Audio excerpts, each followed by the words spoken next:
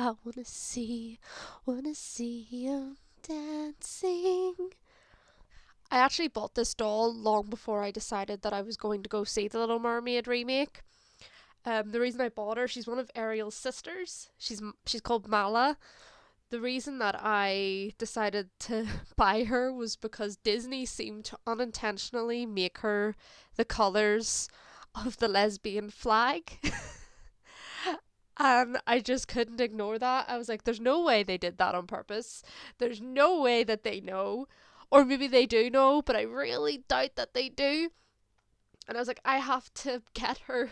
I have to get the lesbian flag mermaid from the Little Mermaid remake. So I own her. I own Mala. And she's actually really pretty. I really like her. So I like the long tail. And I have a stand for her. She goes up on my top of my shelves. But yeah, I had this doll long before I even decided I was going to see the remake. If you've been watching my channel for a while, you know that I am very against the Disney remakes of old movies of theirs that had seen a lot of success. But about a month or so ago, I decided that I was going to see The Little Mermaid 2023 because mainly because I was fed up of seeing the backlash about Halle Bailey's skin. So if you're tuning into this video to watch me complain about how Ariel is supposed to be pale and white and have long cherry red hair, then you're going to be disappointed. That is not what this video is going to really talk about at all. I don't really care about the colour of Ariel's skin. Some people were saying that it was taking away from ginger people's representation. I have a ginger friend called Haley, so I decided to ask her. I was like, do you feel like you've been shunted? And she was like, no. Not at all. So you're not going to get that in this video.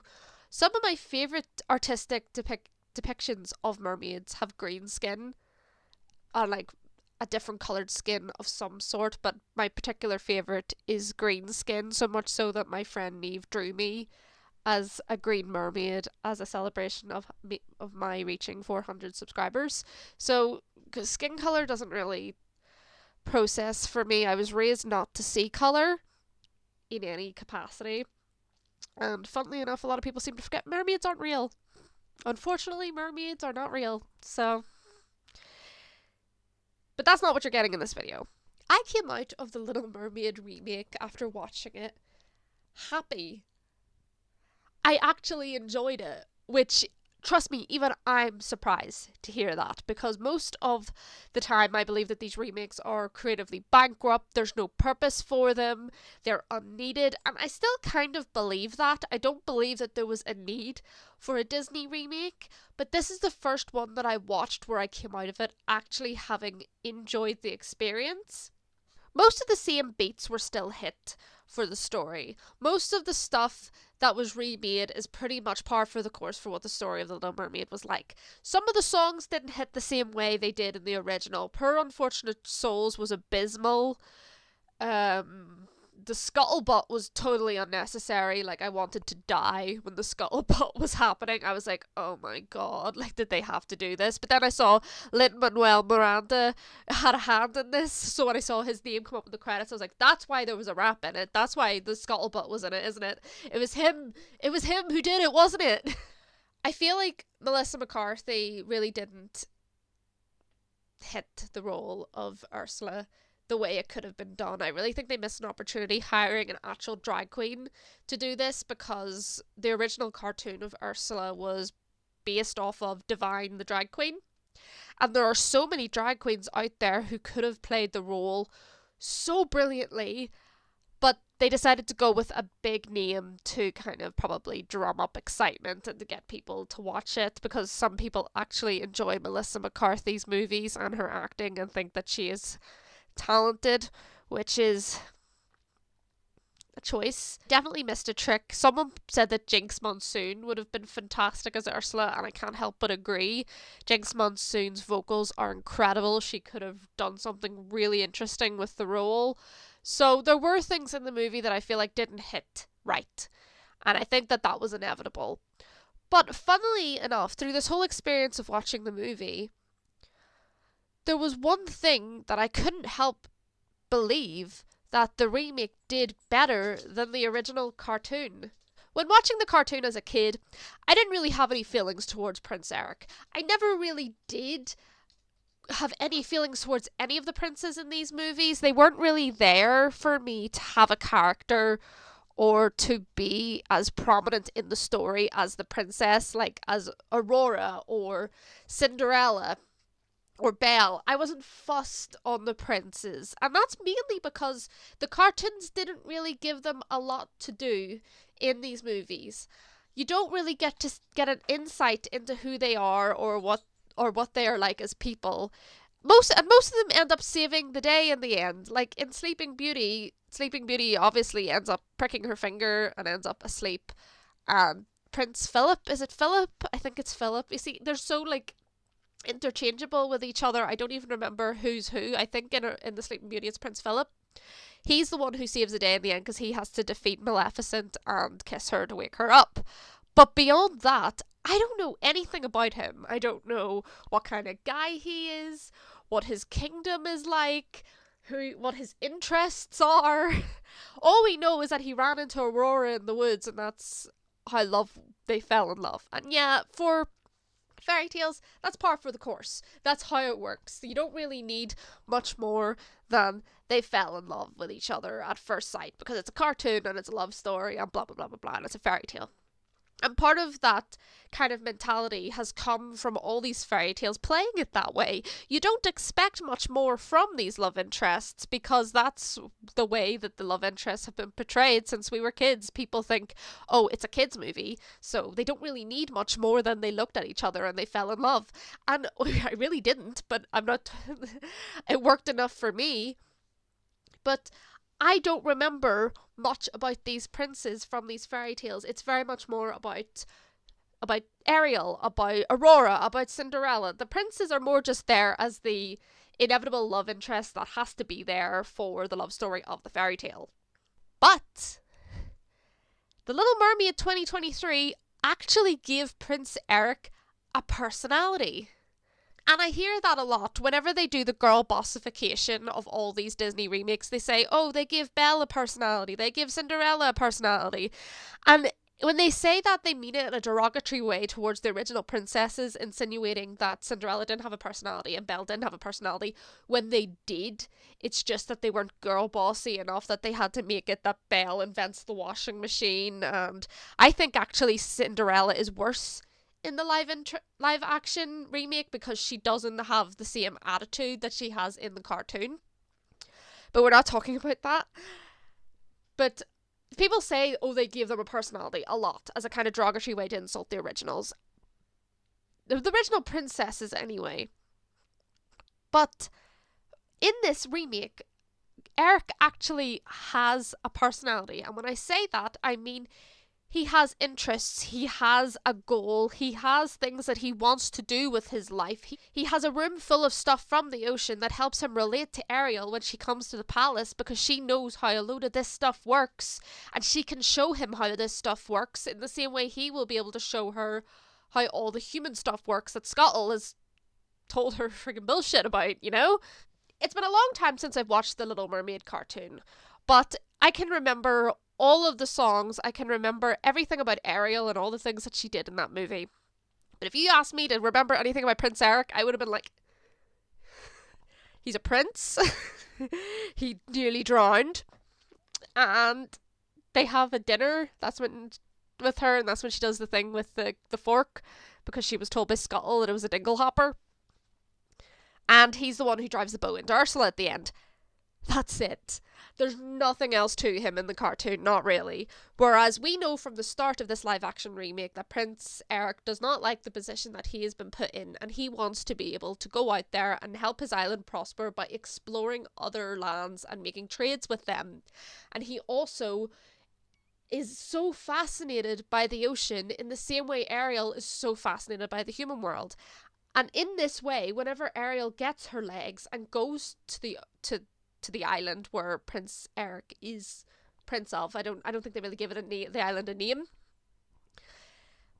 they relate through that. She shows him how some of the stuff in his room actually hides secrets, how some of these shells actually make noises, how there are jewels hidden within these rocks that he has kept.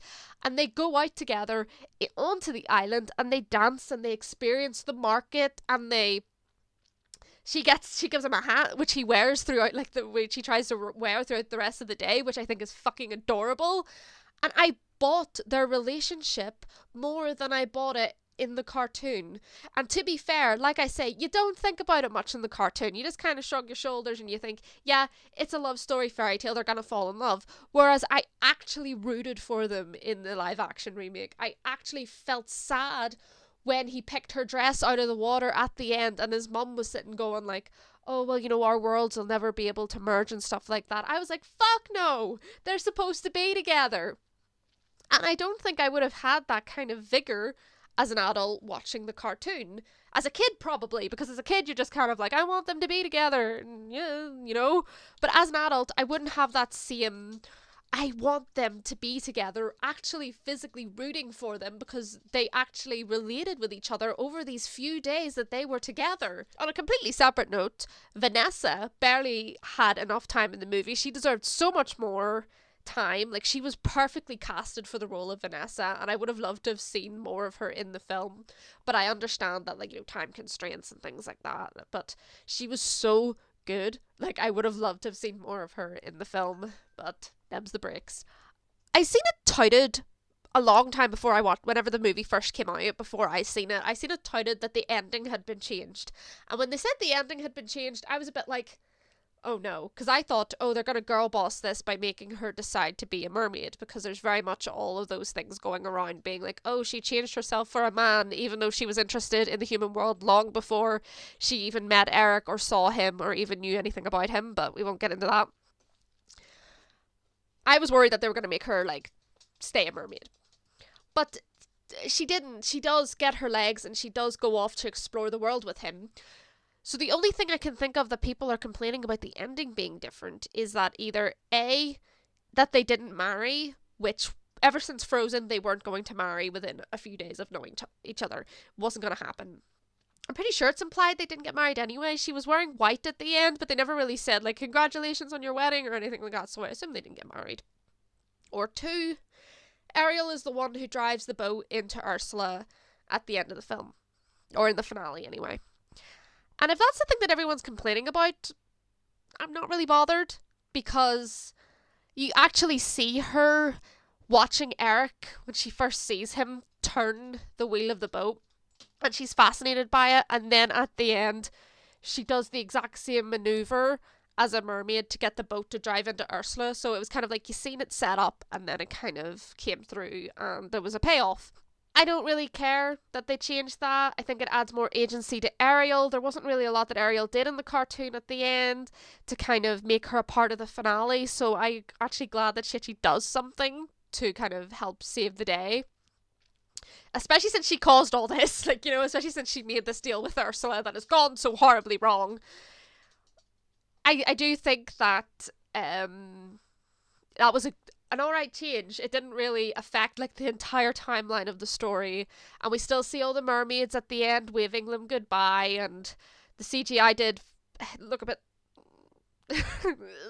whenever it was like a wide shot of all the mermaids at the end, and it was a bit like, oh, that CGI isn't great. But besides that, and Under the Sea wasn't exactly as, you get up and you danced under the sea in live action, didn't really hit the same way.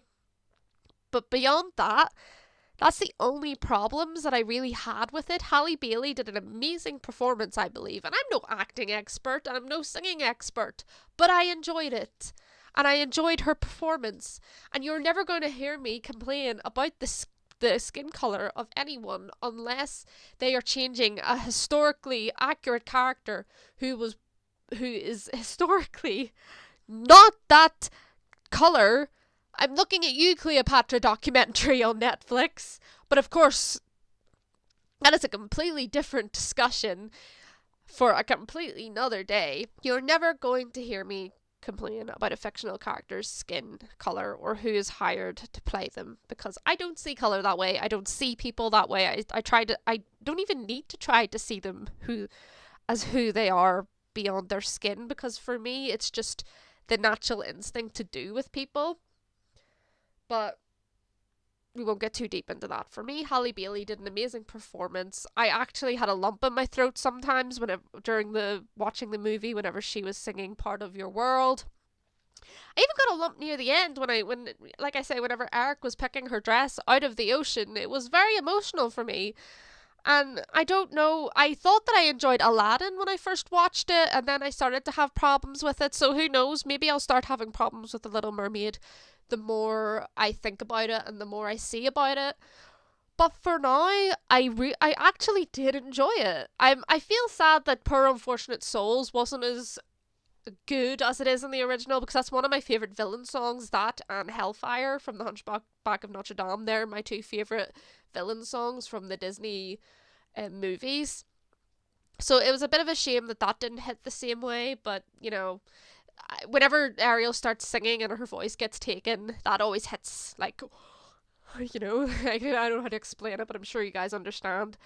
Um, but yeah, I enjoyed it. And trust me, I'm just as surprised as anyone else that I enjoyed it. I went to watch the Little Mermaid remake so that I could do a video about Disney remakes, and I would have evidence and a ground to stand on, because I had actually went to see it and I wasn't just blowing air out of my ass from not having seen the film. But I also did plan to see the film because I was fed up with the racist vitriol that I was seeing about Halle Bailey and people wishing for it to fail. So I thought that I would go and see it, and I would pay for a ticket, because fuck racism and fuck anyone who is a racist, because why? Why? That is the only thing that ever comes to my head, is why? We're all the same. Some of us are just different shades of different colours. Why the fuck should that matter? Anyway, have any of you seen the Little Mermaid remake? What do you guys think? I don't think my position on improving on Eric will ever change, even if I do start like thinking more about different problems that I had with it. I do believe that Eric was vastly improved. I believed in their romance so much to the point that I was rooting for them. And that was that was an amazing experience for me, because with Disney movies I don't really like root for them in that way, but I actively wanted them to get together. And I don't think that opinion will ever change, because they gave him more of a personality, and even like in comparison to the cartoon version of him, there was nothing there really, apart from the fact he does save the dog, which, you know, already gives a man like 10 steps above anyone else. Um, but yeah, what did you guys think? Let me know down below. Like, comment, and subscribe. Don't if you don't want to. I don't want you there if you don't want to be there. Check out my book. It's free on Kindle Unlimited. It's Kindle exclusive, an Amazon Kindle exclusive. Don't do any of that if you don't want to. I don't want you there if you don't want to be there. And remember, any racism in my comment section will not be tolerated. I don't care about freedom of speech and shit like this when it comes to racism and homophobia. If your opinion invalidates someone's existence or their right to exist, then I don't give a shit. I will delete your comment. So no racism in my comment section. I will not be tolerated. So just keep that in mind, okay?